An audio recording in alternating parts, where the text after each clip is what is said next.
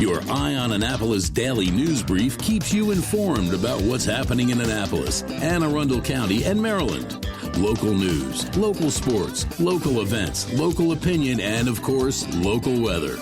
Your Eye on Annapolis daily news brief starts now.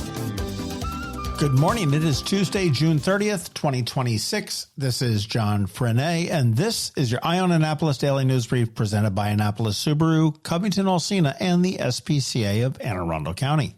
To all the companies that are all in on AI and automated attendants to handle phone calls, I will suggest that you read the room a bit. I may need major repairs to my car, and the dealer came very close to forcing me to take it to a less convenient option because their system refused to let me talk with a human, all the while saying, "It's a great day here at Sheehy." Of course it was a great day for you, not so much for me. With that rant out of the way, here's your Boomer Trivia. And finally, a political one. What variety show gave airtime to Nixon before his 1968 election to attract the youth vote? Was it the Smothers Brothers Comedy Hour, the Carol Burnett Show, Rowan and Martin's Laugh-In, or Hee Haw? Hang tight, we're going to have that answer for you in a few, but right now we have a bunch of news, so let's get into it, shall we? 2 children were involved in separate residential pool drownings in Anne Arundel County over the weekend. On Saturday, June 27th, firefighters responded to the Brooklyn Park community and treated a juvenile boy before taking him to a hospital where he later died. The following day, crews were called to a pool in Pasadena where another juvenile boy was found unresponsive at the bottom of the pool. He was transported to a hospital and remains in critical condition. With dangerously hot weather expected, fire officials are urging families to take pool safety seriously. Residential pools should be secured by fencing with self-latching gates and a life ring, reaching pole, and a first aid kit should be kept nearby. Swimming lessons are encouraged, but they do not replace direct adult supervision. Children should never be left unattended around water, even briefly, and no one should swim alone.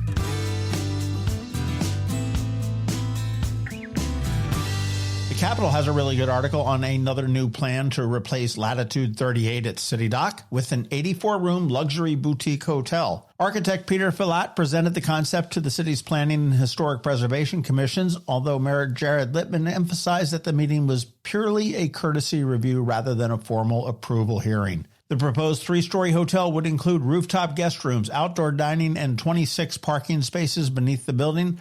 The property may already be used as a hotel under current zoning, but the developer is seeking a 7-foot increase in the height limit. Filat said that the additional height is needed for 9-foot guest room ceilings and a 12-foot lobby, rather than dimensions better suited to a motel. The proposal has prompted questions about parking, construction timing, and whether taller buildings could create a canyon effect in the historic district. Latitude 38 has separately sued the city, claiming the $87 million City Dock flood project has hurt their business.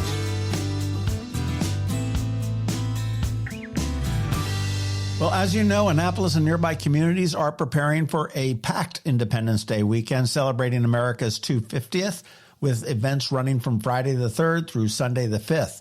Sherwood Forest will launch fireworks over the Severn River at about 9 p.m. on Friday, with the most public viewing available from the water. That same evening, St. John's College will show Hamilton outdoors after a 7:30 p.m. brass performance, and new citizens will take the oath of citizenship during a morning ceremony at the William Paca House and Garden. On Saturday, neighborhood parades begin with decorated bicycles in West Annapolis at 9:30, followed by Severna Park at 10, Eastport at 11, and Galesville at 1. I bet you can't make them all. Downtown Annapolis is going to host food, cultural performances, historical programs, and activities throughout the afternoon, including One Country, Many Cultures, an Historic Annapolis festival, and State House celebration featuring Maryland's founding documents. The city parade steps off at 6:30 p.m. The Naval Academy's Electric Brigade performs at 7:45 p.m. on the State House grounds, and fireworks are scheduled over Spa Creek at 9:15.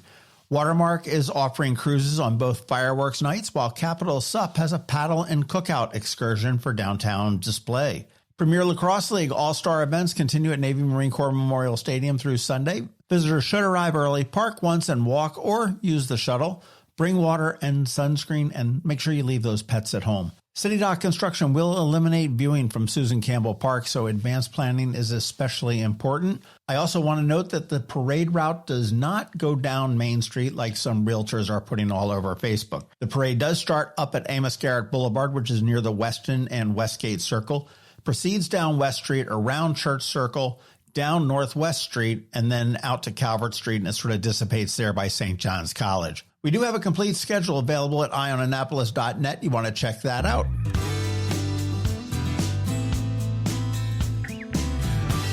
And while we are on the topic of the 4th of July, the Anne Arundel County and Annapolis fire departments are preparing for an increase in emergency calls over the extended 4th of July weekend and are urging residents to leave the fireworks to the trained professionals. County fire officials say that Independence Day typically brings more nuisance fires, medical calls, burns, and fall-related injuries. The Consumer Product Safety Commission estimated that fireworks caused about 13,000 injuries and 15 deaths nationwide last year, with hands, fingers, heads, and faces among the most injured areas. Ground-based devices such as sparklers, fountains, crackle and strobe products, wheels, and spinners are generally legal in Anne Arundel County and Annapolis. Anything that launches, explodes, or flies, including bottle rockets, mortars, and Roman candles, is illegal. Officials also warn against mixing alcohol with fireworks. They recommend close supervision when children are near sparklers and advise keeping a bucket of water nearby just in case. The county's severe drought adds to the fire risk, making even legal fireworks more dangerous around dry grass and vegetation. All right, and as we start to wrap it up, today is Ticket Tuesday by Ram's Head on Stage, and I have a whole new list of stuff for you. Are you a Queen fan? No, they're not coming, but the Best Tribute Band is coming to Maryland Hall on the 7th, and I have a pair of tickets to see Killer Queen. Maybe Shovels and Rope on the 10th at Ram's Head on Stage is more your speed, or the Travelin' McCourys on the 11th, and what the heck, let's go with one more. How about East Nash Grass on the 12th? Get in touch with me, let me know what show you'd like to see, and I may have a pair of tickets for you and may send you on your way. Also, you want to be sure to check out ramsheadonstage.com because there is a lot of good stuff coming up.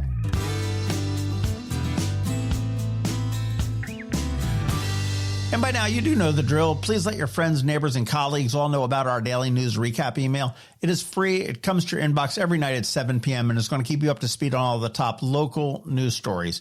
Plus, it's paywall free, and I got a link for you right here in the show notes.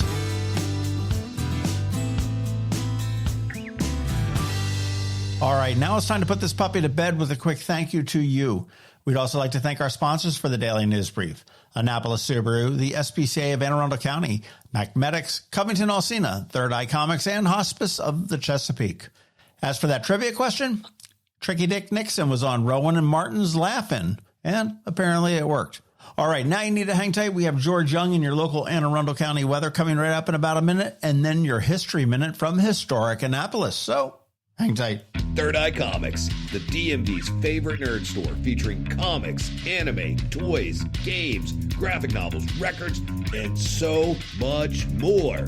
Visit the famous Third Eye Superstore in Annapolis, Maryland, only 5 minutes from Annapolis Mall, or one of our great locations in Lexington Park, College Park, Waldorf, or Richmond, Virginia. You can also shop online at thirdeyecomics.com. Next up, we're diving into today's Eye on Annapolis weather forecast. From sunny skies over the bay to storm warnings that could impact your plans, we've got the details to keep you ahead of the curve. Stay tuned. It's all coming your way in just a moment.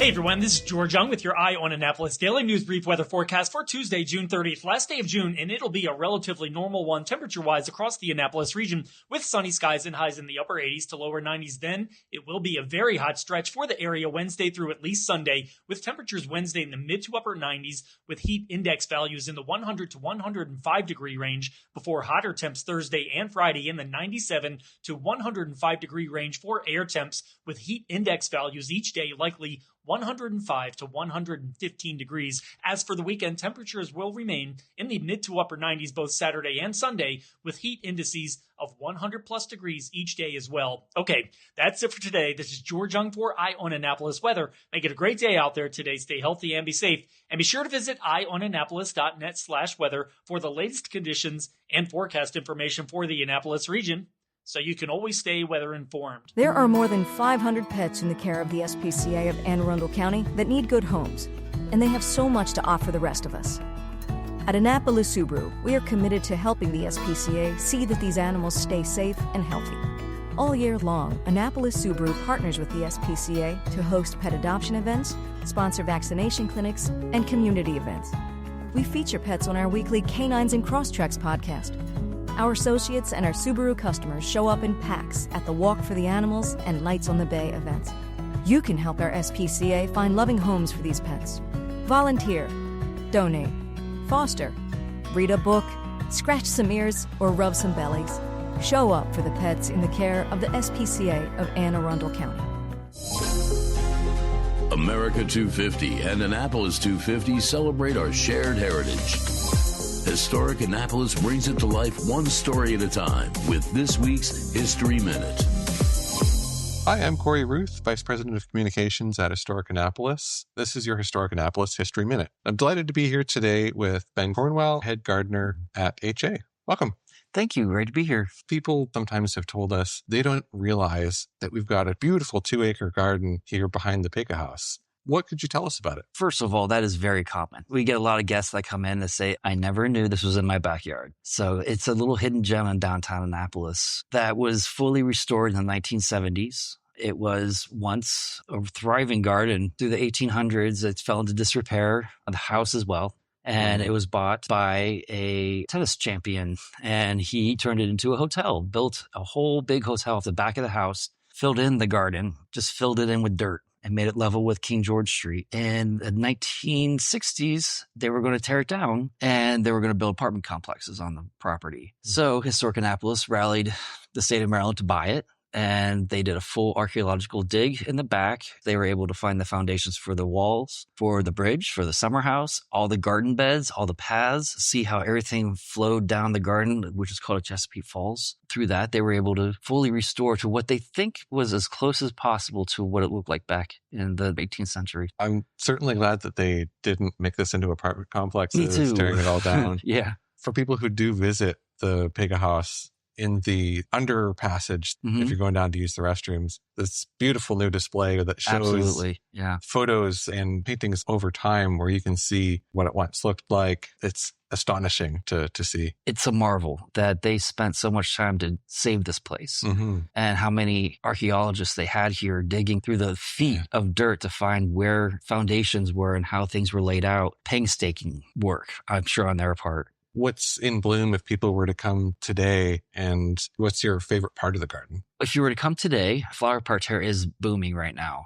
We have hollyhocks and we have daylilies blooming right now. Our echinacea is blooming, our purple cone flower, as well as some other pollinator plants. I'm installing some agastache, and we have milkweed. We have Asclepias tuberosa and Asclepias incarnata, both swamp milkweeds. Favorite part of the garden is definitely the kitchen garden. That has been my space that I control myself since I started working here almost 12 years ago. It's always been my little slice of the garden that I have full control over, and that I can grow whatever I want. And I hold myself to a standard of being native vegetables and herbs, or herbs that were available at that time during Pecos time. And some of these as well, you take cuttings of or seeds of. The garden volunteers sell some of those at the plant sale every Mother's Day, right? That's right. Yeah, we have some culinary volunteers for the plant sale. They'll come and they'll take cuttings from our rosemary bush, and they will propagate them, root them, and then we'll sell them at the plant sale next year. Along with all the other stuff that we have in the garden, they harvest perennials, some special shrubs, trees. We try to sell some peach trees that were descended from ours here in the garden. We sell up a medium from the wilderness.